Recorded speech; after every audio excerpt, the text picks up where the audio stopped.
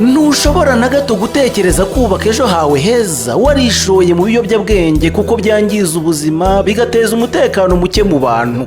Abo byabase bibambura ubumuntu bagahora babirarikiye bakanyura mu nzira mbi zose kugira ngo babibone.